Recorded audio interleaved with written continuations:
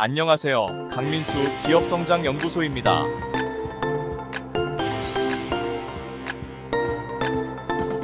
오늘은 정부지원금 5천만원 공짜로 받는 방법, 몰라서 못 받고 있는 정부지원금 5천만원 받는 방법에 대해서 말씀드리겠습니다. 남들은 창업하면서 다들 정부에서 공짜 돈 1억원 정부 지원 받고 창업하고 있는데, 남들은 창업하고 나서 창업 첫 해에 정부 무상지원금 3억 받고 회사를 키우고 있는데, 다 받고 있는 정부지원금인데 나만 몰라서 못 받으면 억울하겠죠. 그래서 오늘 강의 준비했습니다. 그리고 사업을 진행하다 보면 새로운 아이디어가 생겨서 특허도 출원하고 시제품 제작 연구원 채용하는데 내 돈이 들잖아요. 이 모든 걸 내 돈이 아니라 공짜 정부 무상지원금 받는 방법에 대해서 알려드리겠습니다. 저희 연구소 코칭을 받고 정부 지원 사업에 선정되셔서 1억원부터 30억원까지 정부 지원금 공짜 돈 받으신 사장님들이 부지기수입니다. 어떤 대표님은 누적 정부 지원금 100억대 받고 2년 전에 코스닥 상장까지 하셨습니다. 오늘 강의만 잘 들으시면 여러분들 누구나 1억 이상은 정부 지원금 받을 수 있도록 도와드리겠습니다. 끝까지 시청 부탁드릴게요. 사업하시는 대표님들을 20년간 만나서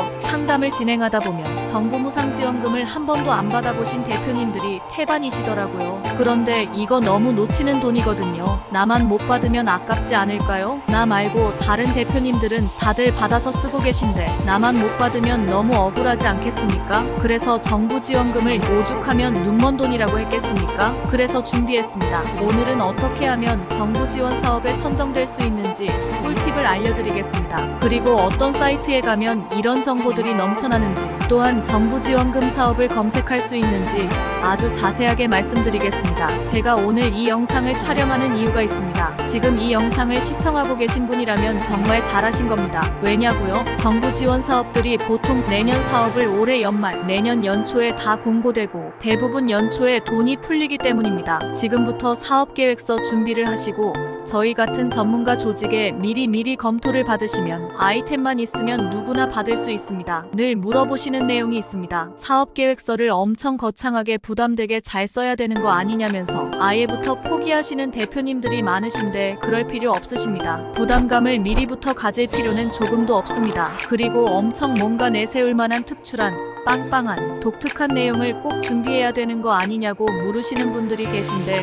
전혀 그렇지 않습니다. 대학생들이 정부 지원금 받는 경우도 많습니다. 무시하는 게 아니라 대학생들이 뭐 사업 기반이 있겠습니까? 아무것도 없잖습니까? 그냥 패기와 열정이 있어서 도전하는 거잖습니까? 그래서 사업계획서의 핵심은 내가 이러한 사업을 하고 있습니다. 뿐만 아니라 앞으로 내가 이런 사업을 할 예정입니다. 앞으로 어떻게 사업을 진행해 나갈 것인지에 대해서 잘 작성하시면 그것이 사업계획서인 것입니다. 앞으로 사업을 어떻게 하겠다고 계획을 보여주시는 거지. 지금 현재 나의 상태, 나의 현실이 어떻게라는 걸 이러이러해서 힘들다, 이런 걸 쓰라는 게 아닙니다. 결국 사업계획서는 미래계획서다라고 이해하시면 좋을 것 같습니다. 정부 지원 사업은 한번 받기 시작하면 노하우가 생겨서 막혔던 물고기 트이듯이 계속 받을 수가 있습니다. 그래서 한번 도전해서 받아보는 경험이 중요합니다. 정부 지원 사업은 한번 선정되면 계속 추가로 선정될 확률이 높습니다. 정부 지원 사업은 현금만 지원받는 것이 아니라 바우처 형식으로 쿠폰, 포인트로 지급되기도 합니다. 즉 공급기업을 통해서 내가 원하는 제품을 직접 공급받는데 돈은 정부에서 공급기업에 직접 입금하는 것입니다. 저희 기업은 그 제품이나 설비, 기계를 공짜로 받는 것입니다. 스타트업 기업들은 사무실도 정부 지원 사업으로 공짜로 입주해서 무상으로 공간을 지원해주는 사업도 각 지자체별로 굉장히 많습니다. 몰라서 내 돈 내서 월세 내고 관리비 내고 술술 고정비로 피 같은 돈이 새고 있는 것입니다. 정부 고용지원금은 어떻습니까? 신규 직원 채용 시 인건비를 정부에서 지원해주는데 진짜 몰라서 못 받는 돈이 넘쳐납니다. 어떤 지원금은 입사 전에 사업계획서 작성해서 미리 신청해야 정부 지원금 나오는데 딱하니 입사시킨 다음에 저희한테 연락 주시면 해당 사항 안 돼서 못 받는 경우가 생기면 안타깝더라고요. 이와 같이 정부 지원 사업 관련 정보를 많이 되찾고 계시면 정말 부담 없이 고퀄리티 인력을 채용하실 수 있습니다. 여러분들께서 사업계획서 쓰실 수만 있다면 앞으로 계속해서 그 사업의 발전 방향을 정부 지원금을 수시로 받으시면서 정말 무궁무진하게 확장을 해나가실 수 있습니다. 오늘 그런 부분들에 대해서 자세히 다뤄보겠습니다. 그래서 사업계획서 작성이 정말 중요합니다. 내 사업의 미래 성장 가능성을 심사자분들께 어필해야 합니다. 누구나 창업은 미래의 부품 꿈과 아이템 가지고 시작을 합니다. 이럴 때 조금만 누군가 금전적으로 도움을 준다면 엄청난 힘이 됩니다. 사업계획서 발표 때 아나운서처럼 말을 잘할 필요까지는 없습니다. 실제로 정부 지원 사업에 합격하신 대표님들을 살펴보면 말빨이 좋은 분들은 별로 없습니다. 결국 중요한 것은 사업계획서의 미래 계획을 얼마나 구체적으로 실현 가능하게 반영하였느냐입니다. 구체적인 실현 가능한 미래 사업 계획, 이것이 핵심입니다. 예를 들면 야놀자가 원래 모텔에 종사하시던 분이 창업하셨잖아요. 모텔업은 사행성 유흥업인데 거기에 IT를 입히니까 첨단 산업이 되었지 않습니까? 또 지금은 지나간 얘기지만 페이스북 창업할 때 하버드 대학생이 기숙사 남녀 네트워킹으로 서로 친구가 되게 묶어주었는데 전 세계 플랫폼이 되었지 않습니까? 어떤 아이템이나 기술이 지금은 말이 안 되거나 이해되지 않지만, 상상이 안 되지만 그 아이템으로 미래에는 국내 전체를 플랫폼화하겠다, 더 나아가 전 세계를 플랫폼화하겠다, 이런 것도 다 마찬가지로 지금은 아무것도 보이지 않지만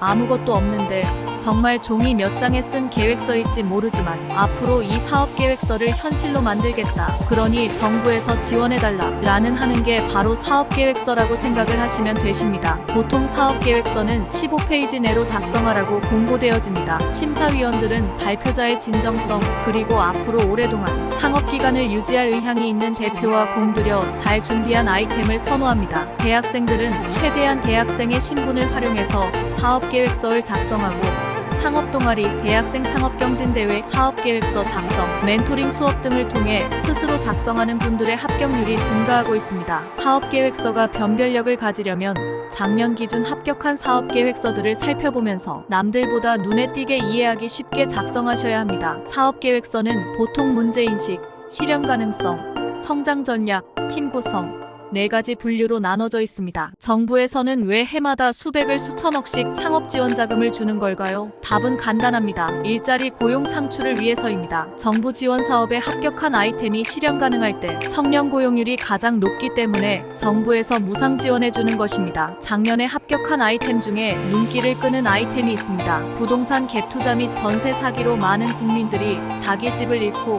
안타까워하는 모습을 보고 챗 GPT 이용해서 AI를 활용해서 인공지능을 바탕으로 내 집 마련, 사기 안 당하는 부동산 앱을 개발하겠다고 사업계획서를 작성하여 합격한 사례가 있습니다. 그런데 위 사업계획서대로 솔루션이 창업 시부터 이미 갖춰져 있느냐 하면 절대 아니라는 겁니다. 심사관 앞에서 발표한 내용은 사업계획서이지 사업기술서가 아니라는 말씀입니다. 사업계획서는 앞으로 미래에 내가 이러한 방향으로 나아가겠다는 의미입니다. 시청자분들께서 지금 현재 아무것도 가진 게 없다 할지라도 내가 앞으로 무엇을 할 수 있는지 미래 계획만 구체적으로 자세하게 보여주기만 한다면 충분히 합격될 수 있다는 말씀입니다. 왜냐하면 앞서 말씀드린 대로 대학생들도 선정되고 40대, 50대 중장년층도 희망퇴직, 명예퇴직하고 당장 아무것도 하는 일이 없는 분들도 아이템만 있고 사업계획서를 잘 작성하면 선정될 수 있습니다. 저희가 이렇게 사업계획서 코칭 받으면 나도 선정될 수 있다라는 주제로 강의도 해마다 해오고 있습니다. 강의 수강생들께 누구나 할 수 있다, 선정될 수 있다 라는 걸 일단 말씀을 드리고 강의를 시작합니다. 일단은 시청자분들께서 아셔야 되실 게 어떤 지원 사업이 있는지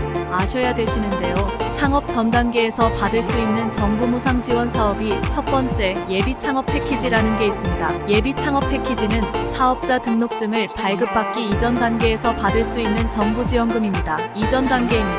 최대 1억 원까지 시청자들께서 앞으로 펼치실 사업에 대한 자금을 정부에서 무상으로 지원을 해주는 사업입니다. 이 지원금은 대출이 아닙니다. 나중에 갚으셔야 되는 돈도 아니고 내가 사업이 망하든 잘 되든 전혀 내가 부담 없이 쓸 수 있는 정말 나라돈, 국고에서 무상 지원되는 돈이라고 생각하시면 됩니다. 다음은 초기 창업 패키지라는 지원금이 있습니다. 이것은 사업자 등록증을 내고 나서 사업을 하시면서 3년 미만 기업이 받을 수 있는 정부 무상지원금입니다. 초기 창업 패키지를 받을 수 있는 기업을 보통 초기 창업 기업이라고 얘기를 합니다. 근데 이 초기 창업 기업들은 무조건 정보를 많이 찾아보셔야 됩니다. 왜냐하면 가장 이때가 정부 무상지원 사업이 집중되어 있을 때이기 때문입니다. 무조건 창업 후 3년 되기 전까지는 정말 정부 지원 사업 많이 찾아보시고 이것저것 많이 도전해 보시는 걸 추천해 드립니다. 초기 창업 패키지 같은 경우에는 최대 1억 원까지 사업화 자금이 무상으로 지됩니다. 마찬가지로 망하든 흥하든 갚지 않아도 되는 공짜 돈입니다. 다음으로 창업 도약 패키지 같은 경우에는 업력 3년에서 7년 이내의 기업이 해당됩니다. 최대 무려 3억 원까지 사업화 자금이 무상으로 정부에서 지원됩니다. 시청자분들,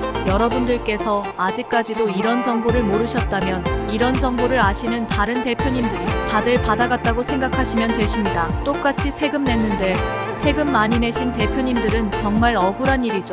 그래서 오늘 강의를 들으신 대표님들은 이런 정보를 좀 꿰차고 계셔야 된다 라고 말씀을 드리고 싶습니다. 그러면 이런 정보들을 어디서 얻을 수 있을까요? 이런 정부 지원 사업의 정보를 검색할 수 있는 사이트들이 있습니다. 제가 지금 말씀드릴 테니 앞으로는 꼭 시간 나실 때마다 한 번씩 들어가셔서 보시면 좋을 것 같습니다. 많은 도움이 되실 겁니다. 첫 번째 추천드릴 사이트는 K-스타트업입니다. 중소벤처기업부에서 운영하는 스타트업 창업기업 지원을 위한 정보 사이트입니다. 두 번째는 기업마당입니다. 기업마당도 소상공인 및 중소기업 관련돼서 엄청난 정보들이 매일 올라옵니다. 꼭 시간 나실 때마다 수시로 들어가 보시고 회원가입하신 후 이메일로 정보 받기 신청하시면 매일 이메일로 업데이트되는 정부 지원 사업을 받아보실 수 있습니다. 세 번째는 창업진흥원입니다. 창업 이전부터 창업 이후 초기 창업 기업의 정부 지원 관련 정보들이 제공됩니다. 네 번째는 카카오톡의 비즈봇입니다. 여기는 채널 추가하면 정부 지원 사업 정보들을 카카오톡 알림톡으로 보내주고 있습니다. 위 네 가지 사이트를 수시로 들어가 보시고 내가 지원해 볼 만한 정부 지원 사업이 있는지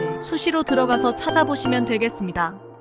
정부 지원 사업의 분야는 사업화 비용, 시제품 제작 비용, 홈페이지 구축 등 마케팅 비용, 사무공간 지원, 교육 컨설팅 지원 등 다양하게 지원됩니다. 사업계획서를 작성할 때 가장 중요한 건 바로 사업계획서의 제목입니다. 사업계획서 자체가 내가 앞으로 할 사업이 어떤 사업인지를 다 설명하는 주는 내용이어야 합니다. 시청자 여러분, 만약에 제가 분당에서 카페를 창업한다고 가정을 해보겠습니다. 만약에 제가 사업계획서 제목을 분당 카페 스피릿라고 작성했다면 이 사업계획서가 선정이 될까요?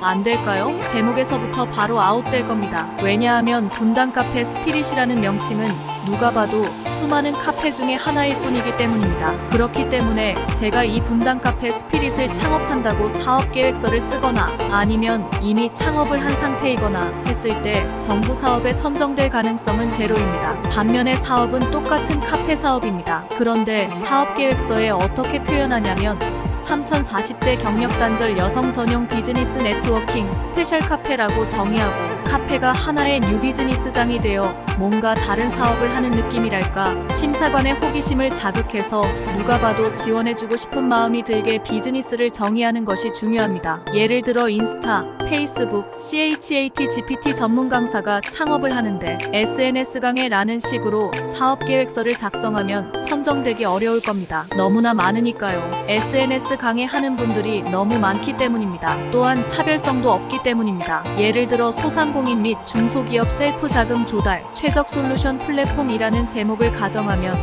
타겟이 정확하게 소상공인 및 중소기업으로 설정을 하고 방법은 셀프로 하고 무엇을 자금 조달을 목적으로 플랫폼을 만들겠다고 정확하게 누구를 타겟팅하는지 표현하면 좋습니다. 누구를 위한 사업인지, MZ세대를 위한 사업인지, 2030 파이어족을 위한 사업인지, 경력 단절녀를 위한 사업인지, 5060 은퇴자를 위한 사업인지 정확하게 타겟팅을 써주신 게 중요합니다. 그리고 사업계획서를 쓸 때 빠지지 않는 마법의 단어가 솔루션과 플랫폼이라는 단어입니다. 사업계획서 작성에서 핵심이 되는 가장 중요한 핵은 문제 해결입니다. 현재 어떠한 시장이 있고 미래 어떠한 시장이 생길 것인데 그 시장의 문제를 해결하는 솔루션을 만들겠다. 해주겠다 라는 내용이 들어가야 합니다. 현재나 미래에 어떤 시장에 엄청난 문제점이 많아서 내가 그 시장의 혜성처럼 나타나서 그 문제를 다 해결해버리겠다. 이 시장을 내가 평정하겠다. 그리고 계속해서 사업을 팽창시키겠다 라는 미래 계획을 제시하는 것이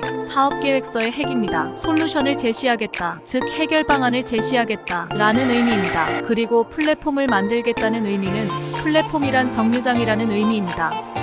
연결의 의미입니다. 사람과 사람 간의 연결, 사람과 비즈니스 간 연결을 해주겠다는 의미입니다. 영어로 하니까 대단한 의미 같아 보이지만 플랫폼의 사전적 의미가 역에서 기차를 타고 내리는 곳이란 의미입니다. 플랫폼이라는 말 자체가 되게 거창하게 느꼈지만 사실 별게 아닙니다.